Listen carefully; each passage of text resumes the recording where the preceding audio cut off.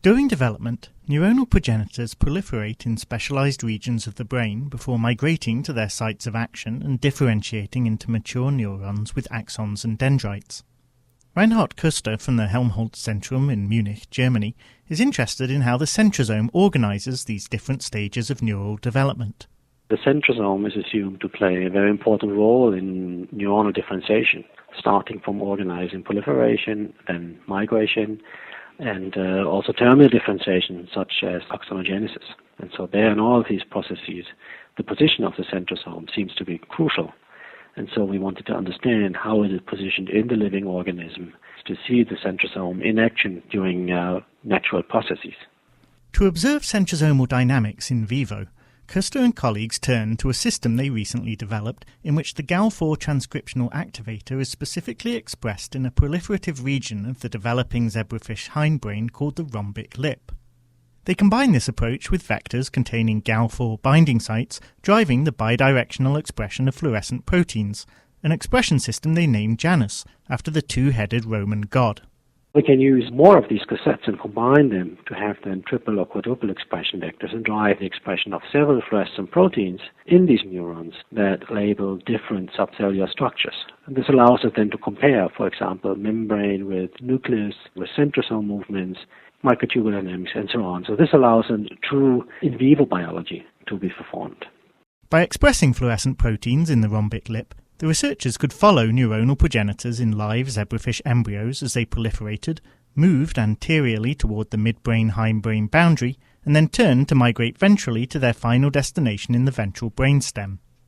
By simultaneously labeling the nucleus, centrosome, and plasma membrane, Köster and colleagues studied the progenitor's subcellular dynamics, beginning with the initial proliferative stage in the rhombic lip.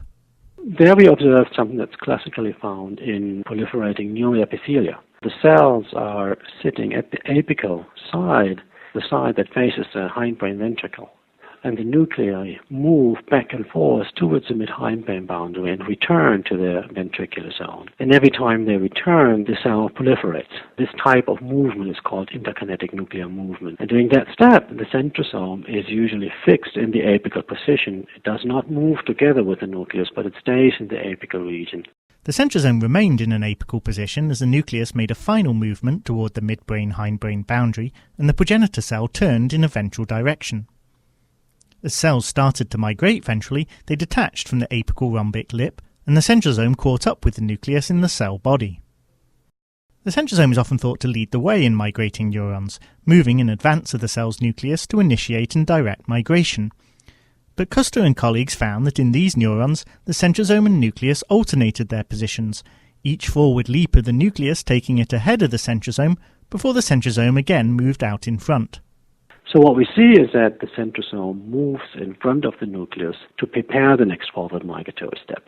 But during the actual forward movement of the cell soma, the centrosome is not really required anymore in a leading position, maybe because it had done its important job before that. To find out if the centrosome is required at all, I think this would require ablation studies in these migrating cells where we can deplete the function of the centrosome and then see whether migration is affected or not. The position of the centrosome is also thought to determine where differentiating neurons form their axon. Experiments with explanted hippocampal cells have suggested that the axon arises from the neurite closest to the centrosome. However, if we look at our movies and we see when does axonogenesis actually start, we see that the axon actually forms already from the leading process at the onset of migration. And at that time point, we see that the centrosome is still attached to the apical region in the proliferative zone of the cerebellum and moves towards the nucleus while the axon has already formed. And that shows that proximity to the centrosome, at least in this type of neurons, is not required for selecting the site of axonogenesis. Therefore, in these neurons derived from the rhombic lip, centrosomes neither persistently lead migration nor dictate the site of axonogenesis in vivo. But that doesn't mean that centrosome positioning isn't important in other types of neuron. Different neuronal cell types will probably show different centrosomal behavior. And I think the reason for that is that organelle movement is critically dependent on the environment. and on the composition, for example, of the extracellular matrix, or on morphogenetic constraints. And so as different neurons migrate in different environments, we think that, like non-neuronal cells will show different coordination of neuronal migration by different centrosome dynamics. Centrosomal behaviour in other neurons can be investigated using various zebrafish lines that express GAL4 in different cell types.